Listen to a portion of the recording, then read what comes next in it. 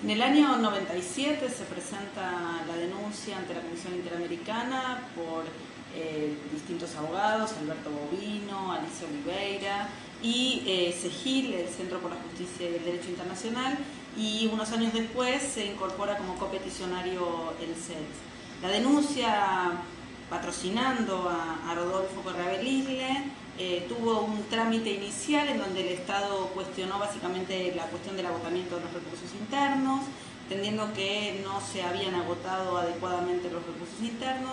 Esta discusión quedó saldada cuando en el año 2003 la Comisión Interamericana dicta el informe de admisibilidad y se da inicio a un proceso de solución amistosa.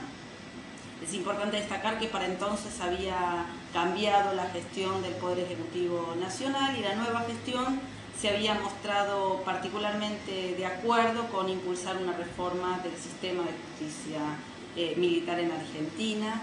El proceso de solución amistosa dio entonces lugar a una negociación bastante complicada durante las primeras reuniones del 2004 al 2006.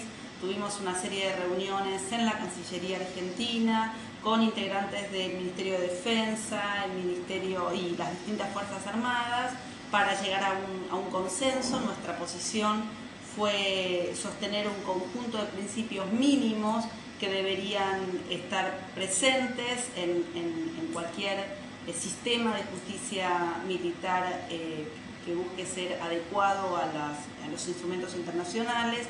No teníamos un código propio, no teníamos un articulado de un código propio, pero sí teníamos un conjunto de principios mínimos basados básicamente en las cuestiones de debido proceso que debían estar presentes en una reforma de la justicia militar.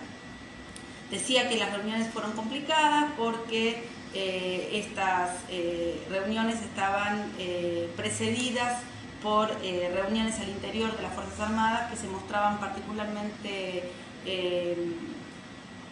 negativas a un cambio profundo.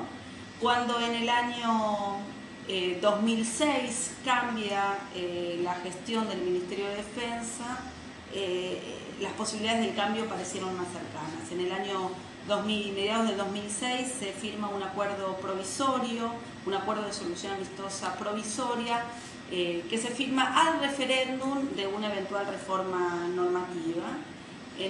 Por ese acuerdo el Estado reconoce responsabilidad internacional por las violaciones de los derechos humanos de Rodolfo Correa Bel-Isle y se compromete a impulsar una reforma. Como les decía, el acuerdo no queda formalizado sino hasta que la reforma llegara a ser vigente.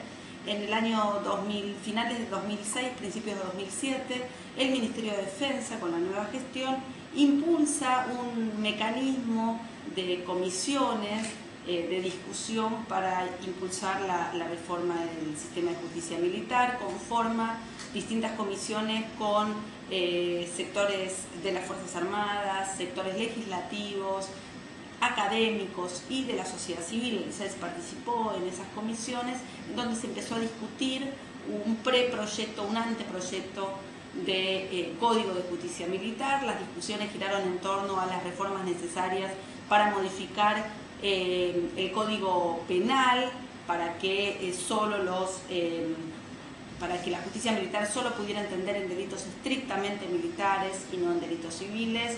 En segundo lugar, un sistema que se discutió básicamente la situación disciplinaria, un sistema disciplinario para las faltas cometidas por integrantes de las Fuerzas Armadas que respetara el debido proceso, lo que no había ocurrido en el caso de Correa Bel-Isle.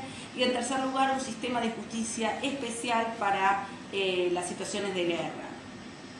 Estas tres comisiones funcionaron paralelamente y al término de un cronograma bastante estricto de reuniones se llegó a un proyecto que fue homologado por el Poder Ejecutivo, fue presentado al Congreso y al término de un año fue aprobado por ambas cámaras. Actualmente ese proyecto que fue elaborado de forma participativa por sectores académicos, de la sociedad civil, de las Fuerzas Armadas, sectores parlamentarios, es el mismo proyecto que finalmente se aprobó en el Congreso y que tiene como un antecedente fundamental el caso Correa Belile ante la Comisión Interamericana de Derechos Humanos.